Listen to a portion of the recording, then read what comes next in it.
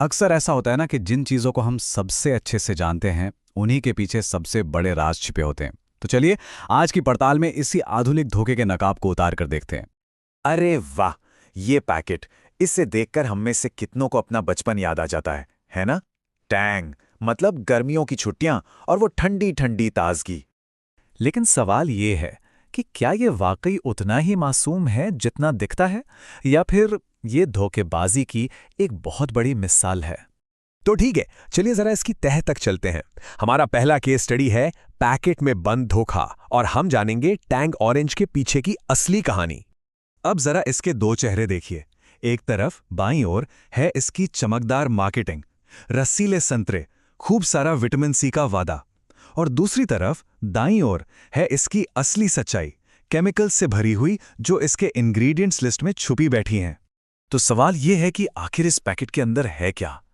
आपको जानकर हैरानी होगी, लगभग 93% सिर्फ और सिर्फ चीनी। जी हाँ, ये कोई ऑरेंज ड्रिंक नहीं है, ये बस एक फ्लेवर वाला शक्कर का पाउडर है। और संतरे का क्या मतलब? ऑरेंज ड्रिंक है तो संतरा तो होगा ही, है ना? वेल, इसमें असली ऑरेंज फ्रूट पाउडर है सिर्फ 0.9%। सोचिए, एक पूरे पैकेट में एक चुटकी से भी कम। लेकिन रुकिए, बात सिर्फ यहीं खत्म नहीं होती। इसमें कुछ ऐसे केमिकल्स भी हैं जिन पर बहुत बड़ा सवालिया निशान है, जैसे कि टाइटेनियम डाइऑक्साइड, जिसे E171 भी कहते हैं। इसे तो यूरोपियन यूनियन में बैन कर दिया गया है क्योंकि इससे डीएनए को नुकसान पहुंचने का खतरा है। और सिर्फ इतना ही नहीं, इसमें E110 और E102 जैसे रंग भी डाले जाते हैं, जिन्हें बच्चों में हाइपर एक्टिविटी यानी ADHD से जोड़कर देखा गया है।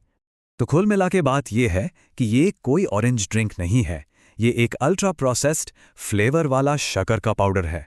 मतलब ये बच्चों को विटामिन नहीं दे रहा, बल्कि बीमारियों का एक केमिकल कॉकटेल पिला रहा है।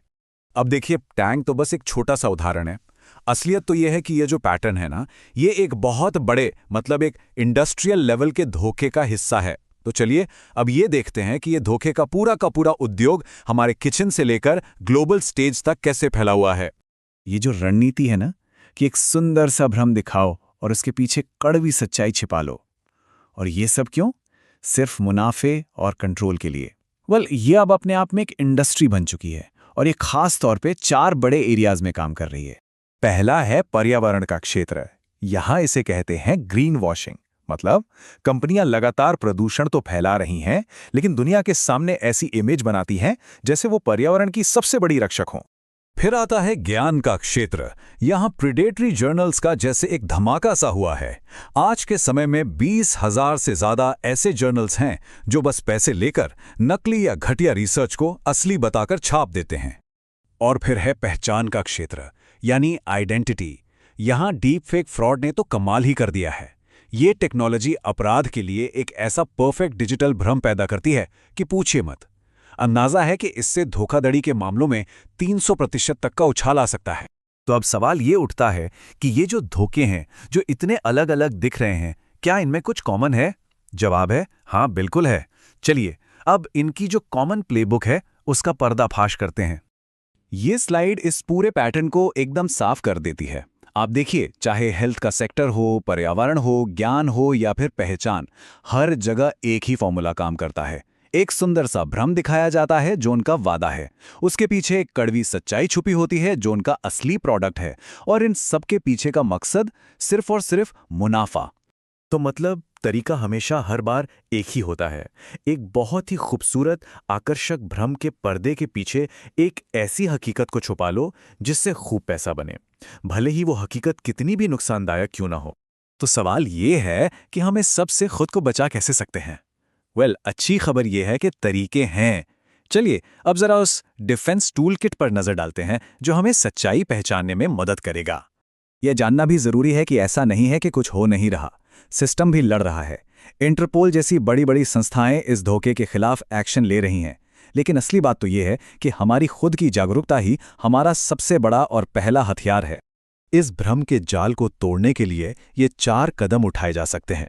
पहला, एक कंज्यूमर के तौर पर हमेशा पैकेट के पीछे लिखे इंग्रेडिएंट्स को पढ़िए, सामने की चमक दमक पर मत जाइए। दूसरा, एक जागरूक नागरिक के तौर पर बड़ी बड़ी कंपनियों के नेट जीरो के दावों पर सवाल उठाइए और उनसे असली एमिशन डेटा की मांग कीजिए। तीसरा, एक रिसर्चर के तौर पर हमेशा सोचें, जांचें और फिर सबमिट करें के प्रोसेस को फॉलो करें ताकि प्रेडेटरी जर्नल्स के जाल से बचा जा सके।